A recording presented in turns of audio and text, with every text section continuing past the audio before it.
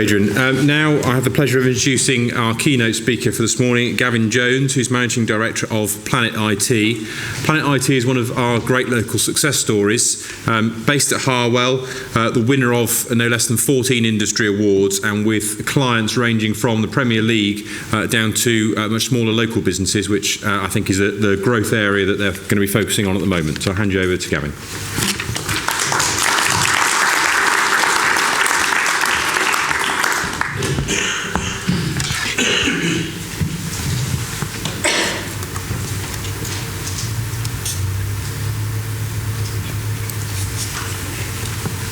Good morning, and thank you first of all for being invited to speak here. Right, so my name's Gavin Jones. I'm the Managing Director, or one of the Managing Directors of Planet IT. I have a business partner, Sean Smith, who I grew up with. This is me and Sean in school. This is at the age of about 14, I believe. The reason why we very first went into business together, we started a car washing business for one purpose. I wanted to buy one of these. Now, I couldn't afford to buy one brand new. I was able to get this for £40 from a friend that I used to go to school with, but at the time, my parents didn't have the money or could afford to buy one for me. So we simply set up a car washing business, and I raised enough money to buy my Game Boy. Sean wanted to buy some fishing tackle, and that's when we first got on as friends. 20-something years later, Sean had been travelling. I went to Oxpen's College, did a BTEC National in IT, and when he came back from travelling, he'd been to Australia. He was working and living in London at the time. I was trying my hardest to get within the IT industry, but it was very, very hard to get within the IT industry without any experience. Most places wanted you to have some form of experience of working within IT, which again at the time I didn't actually have. Luckily enough, there was a company in Longhambra who decided to give me an opportunity. I went and worked there for 3 years. Sean decided to come and work with me and the company for 8 months. And one day after 8 months, he decided he didn't get on with the sales manager and literally just decided to walk out. That day that he walked out of the company, he bumped into somebody who knew his uncle, who had a consultancy firm, and they were looking to branch out into sales. That was the day that Planet IT was pretty much born. From that moment forward, Sean was pestering me to come and work with him, but after 3 years of working at the company that I was at, I built up my client base. I wasn't looking to leave. You're not allowed to take clients with you within our industry, so I thought, why would I want to leave this? I've worked hard to build this up. Then after 6 months, I actually fell out with the owner of the company, and I thought to myself, I'm going to take that chance, I'm going to see what will happen. So then I went to work with Sean.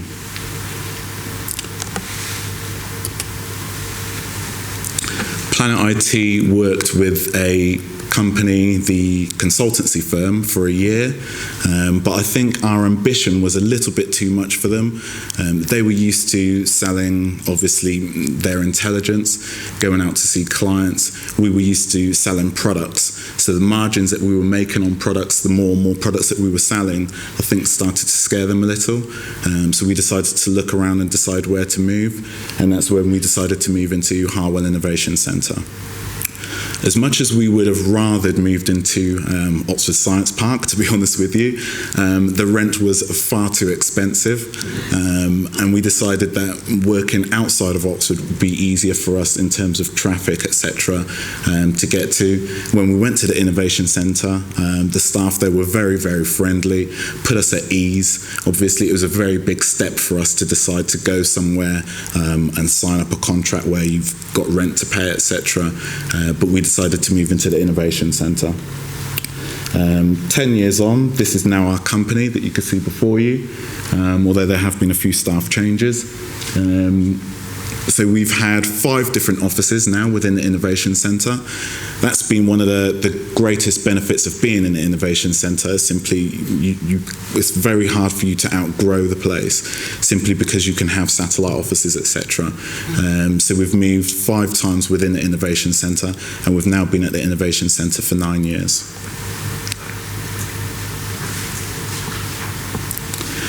Our growth plans now are simply to expand within our local area, whereas when we first set out in business, we were considered more of a Me Too company where we buy and supply goods to our clients, but what we want to branch out into now, and what we know will add more value to our company, is if we're actually able to support companies as well as provide maintenance and an on-site support and consultancy.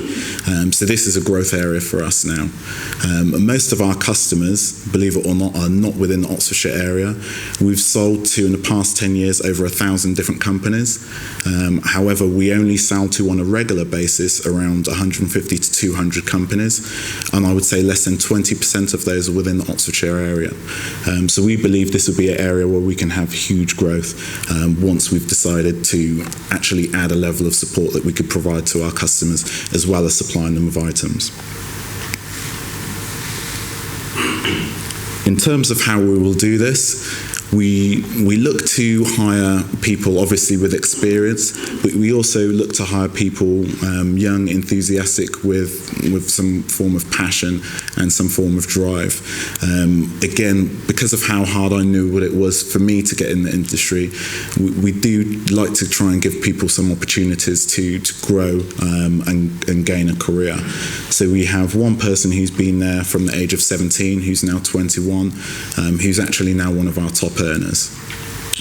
We partner with various companies that are local and abroad. One of them, which is based in Aberdeen, which is Sophos Antivirus. We've been a partner with them for the past 8 years now. One of them, we've actually won an award with Sophos and been nominated for 2 awards with them. The problem that we had working with Sophos to begin with is that they were an established company. We were a brand new company. They don't really give you that much focus when you don't really have that much of a customer base. They want to see what business you can actually bring to them before they look to see how much they're willing to grow with you within their partner program. But we've grown with them for the past 8 years, and we also look to grow with other vendors as well. So looking into the IT spectrum, which I'm sure you've all seen is quite a broad area, it's sometimes quite hard for us to see and decide which products to actually pick. Although we try to be a broadline reseller, it is still hard for us to pick a vendor to work with and actually go to clients and say, this is the actual product for you. Because as with most things, there are various different products that you can pick up that will do the same job.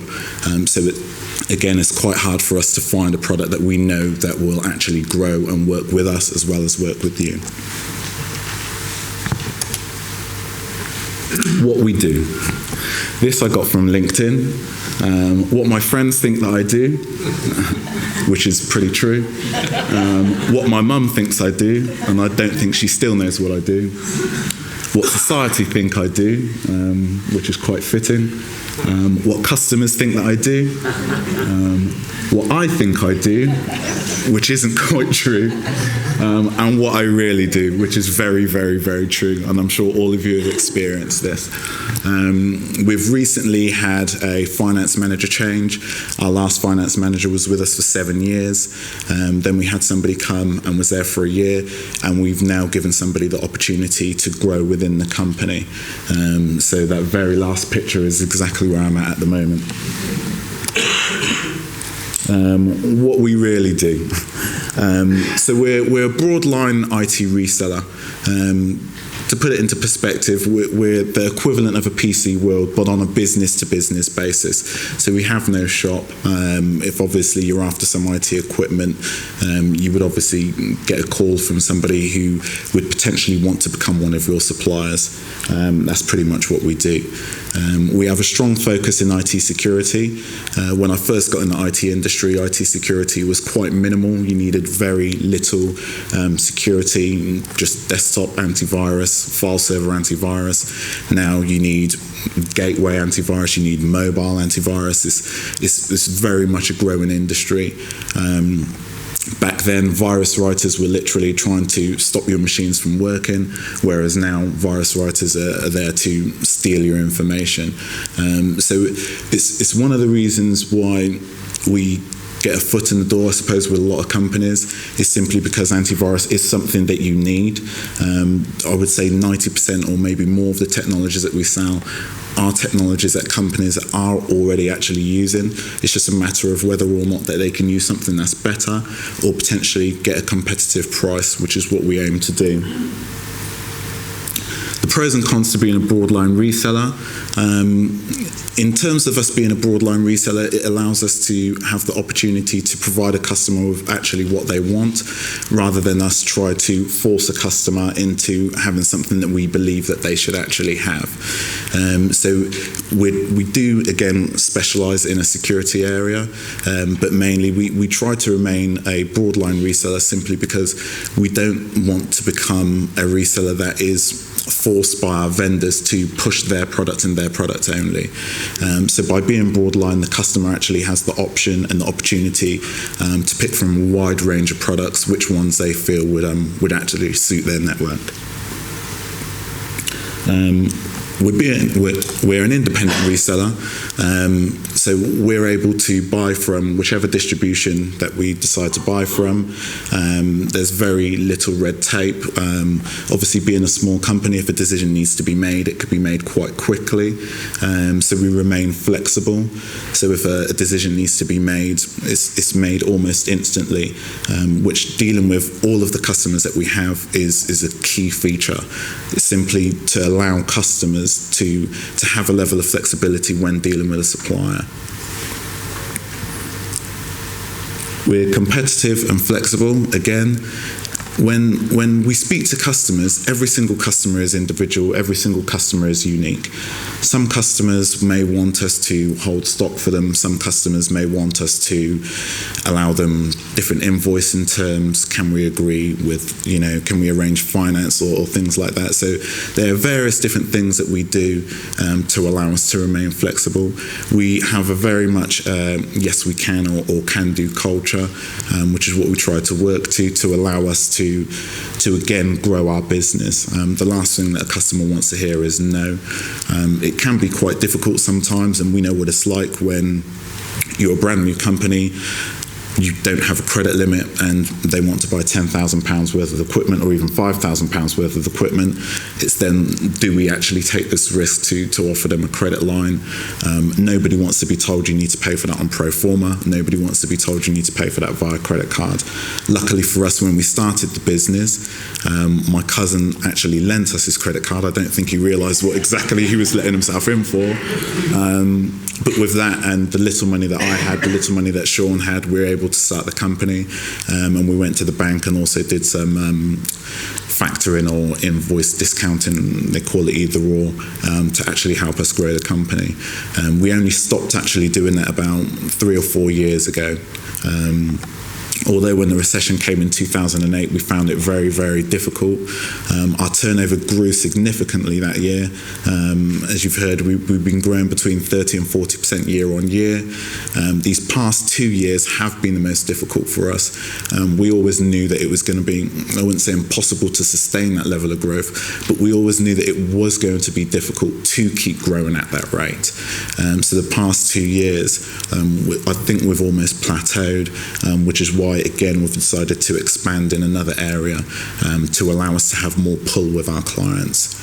When we had a business consultant at one point, one of the things that he pointed out to us was that we were great at selling to clients, but we wasn't actually looking to sell back into that particular space. So we decided to not focus on new business and go to our existing customers that we had already sold to, and rather than just sell them antivirus or just sell them some PCs, try and expand and see how else we can actually help them.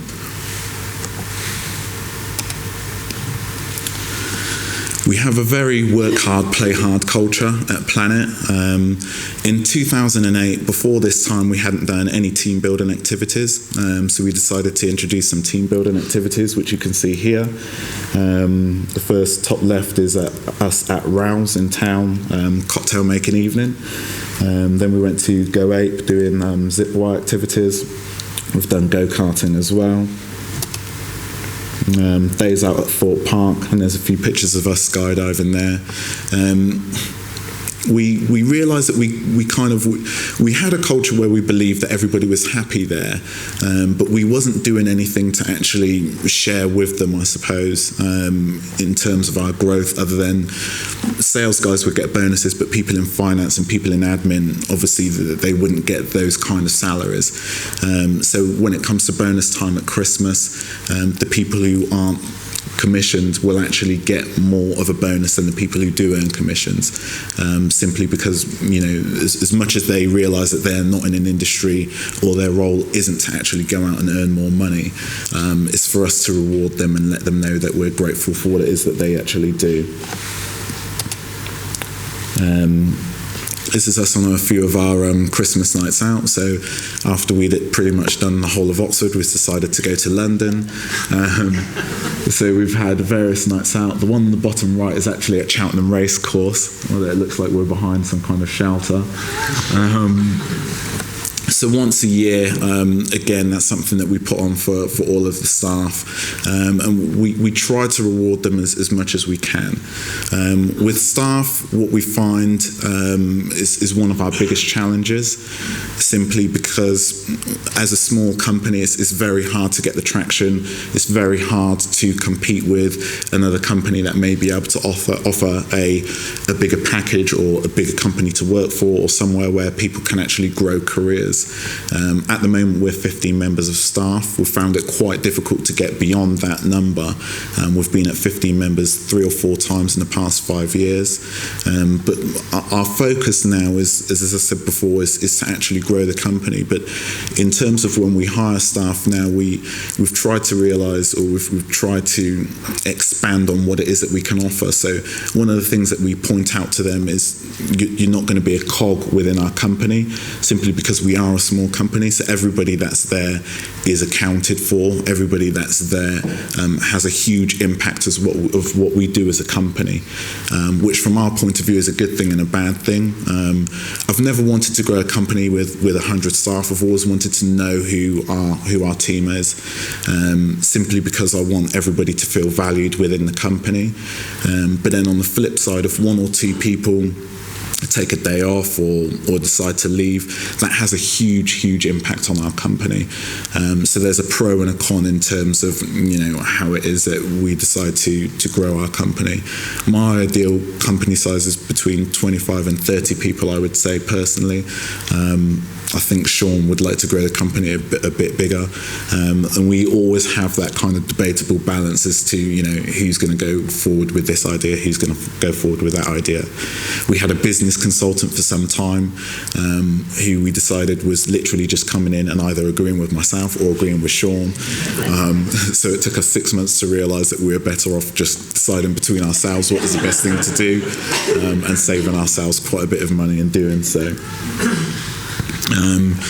Some of the challenges that we also find is things such as LinkedIn. You have, and I've had this before, where a headhunter would contact you and say, we know a company that really wants you to work for them, and obviously it's quite a flattering aspect when you're actually told that. So I can see a lot of my staff on a daily basis connecting with recruitment companies left, right and centre. But now what it is that we do is with the team building activities, we've now introduced a healthcare scheme. So that's something that they get. We're generous with holidays as much as they get the 4 weeks, general holiday. We actually shut down for Christmas, not by choice, simply because our customers will not place any business at Christmas whatsoever. So it's pretty pointless us being there. So they get that in addition to the 4 weeks holiday. We don't make them, save any days holiday or anything like that. So we like to think if a person comes to work with us, they've usually got the mentality of they want to work within a small organisation. They want to be recognised for what it is that they do, and they don't necessarily want to be a cog.